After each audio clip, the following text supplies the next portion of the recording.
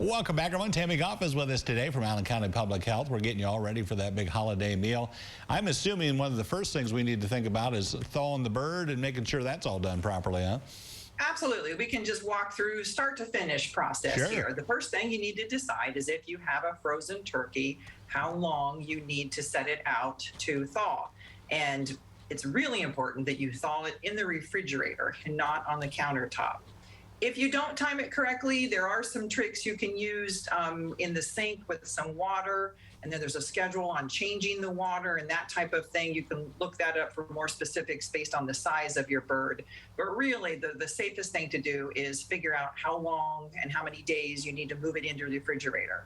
You also need to make sure you put it on a bottom shelf, because even if you put it on a tray or some paper towels, you might have some fluids that leak out, and you don't want those seeping down into all the different shelves of your refrigerator. You know, the other thing I know you've chatted about before is a lot of times we'll put stuffing in or we do some other things. And I know one of the reminders you had talked about was making sure everything cooks evenly. We got to come up with a plan to make sure we do that, don't we? Yes, and that's all based on the poundage of the turkey that you're using. So certainly consult the directions that come with it for how many minutes per pound things need to be cooked. You don't want to cook any lower than 325 degrees. Even I, who am not a cook, I will talk about that in a few seconds about getting food delivered and keeping it stored properly. But even I, who's not a cook, I remember hearing my mom and grandmas talking about cooking meat long and low is the secret to keeping it tender. But you don't want to go any lower than 325, because that's going to be what's going to get that internal temperature of the bird up to at least 165. Once it's done, well, you bring up a very good point then is that when we get our thermometer out, make sure we're okay? Yes, the best case scenario is to use a meat thermometer and check it in several different places, in the breast, in the thigh, in the leg. If you don't have a thermometer, there are some things you can look for. Some pretty obvious ones at first. I mean, is the bird steaming, a lot? That's a good indicator that it's cooked. Are the juices running clear? And then also, if you slice into it a little bit, it should be white. There shouldn't be any pink. How about some of the side dishes? I know a lot of it was making sure raw meats and things aren't near other things and keeping some things separate, right? Yeah, there's just this general cleanliness you want to keep up throughout the preparation period.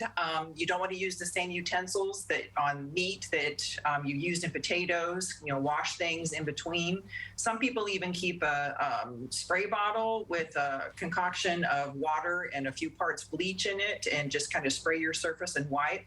When you do that, you also want to keep a steady supply of towels and switch those out too. So you just don't want to think about things that you commonly touch and spread something from a raw product into a different product. So anything you can do in between those steps to wash your hands quickly or spray down surfaces is what you should be doing.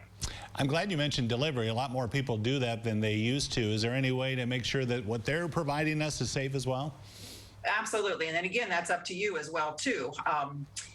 Anybody that knows me knows I don't cook, and I've been using delivery services or pickup services for feasts like this for years.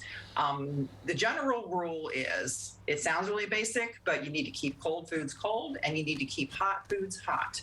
And what that means is there's what they call a danger zone between 40 degrees and 140 degrees. So you don't want to keep cold foods any warmer than 40 degrees, and you don't want to keep hot foods any cooler than 140 degrees for longer than 2 hours. So if you're picking up food somewhere, you want to make sure that if your trip is longer than 2 hours, that you are prepared with hot pads or ice trays or something, coolers in your car. When you set out your feast at home, you want to make sure that nothing sits out longer than that 2 hour period. And then you want to store leftovers properly. Again, old wives' tale, I still have relatives in my family who believe that You shouldn't put things in your refrigerator until they're room temperature because it's going to make your refrigerator work too hard.